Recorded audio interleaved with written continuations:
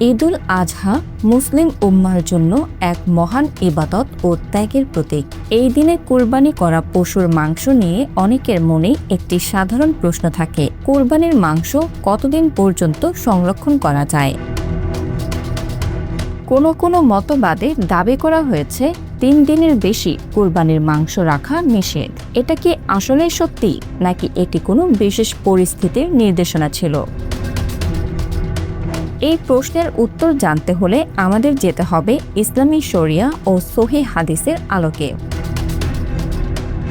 প্রথমে একটি গুরুত্বপূর্ণ বিষয় পরিষ্কার করা প্রয়োজন। শুরুতে রাসূলুল্লাহ সাল্লাল্লাহু আলাইহি ওয়াসাল্লাম কুরবানির মাংস ৩ দিনের বেশি জমা রাখতে নিষেধ করেছিলেন। সেই সময় মদিনায় দরিদ্রতা ও খাদ্য সংকটের কারণে এই নির্দেশনা দেওয়া হয়েছিল, যাতে ধনী গরিব সবাই সমানভাবে উপকৃত হতে পারে।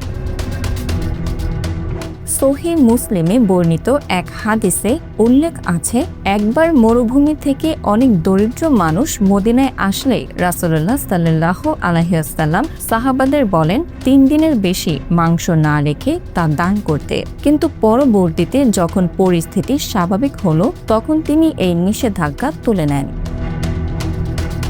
পরবর্তীতে আরেকটি সহিহ হাদিসে রাসূলুল্লাহ সাল্লাল্লাহু আলাইহি ওয়াসাল্লাম স্পষ্টভাবে বলেন, তোমরা খাও, সংরক্ষণ করো এবং দান করো। এই হাদিসটি সহিহ বুখারীতে বর্ণিত রয়েছে।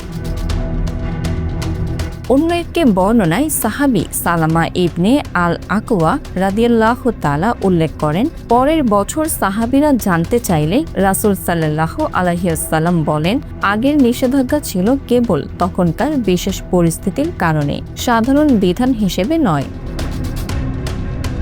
এই সব সহিহ বর্ণনা থেকে ইসলামী স্কলারদের মধ্যে প্রায় ঐক্যমত তৈরি হয়েছে যে কুরবানির মাংস সংরক্ষণ করা সম্পূর্ণ বৈধ, চাই তা ৩ দিনের বেশি হোক বা দীর্ঘ সময়ের জন্য হোক।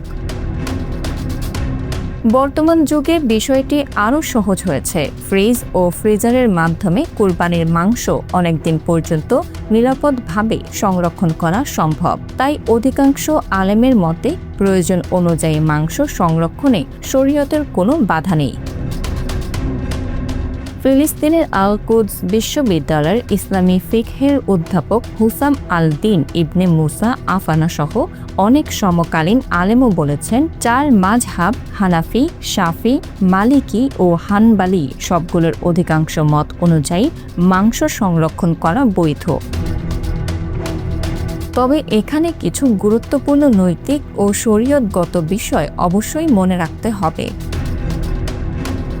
প্রথমত, কুরবানির মাংস সংরক্ষণের আগে গরিব ও অভিবাসীদের হক যথাযথভাবে আদায় করতে হবে। কুরবানির মূল উদ্দেশ্যই হলো সমাজে খাদ্য ও আনন্দ ভাগাভাগি করা। দ্বিতীয়ত, কোনো অবস্থাতে অপচয় করা যাবে না, প্রয়োজন অনুযায়ী ভাগ করে নেওয়া ও সংরক্ষণ করা উচিত।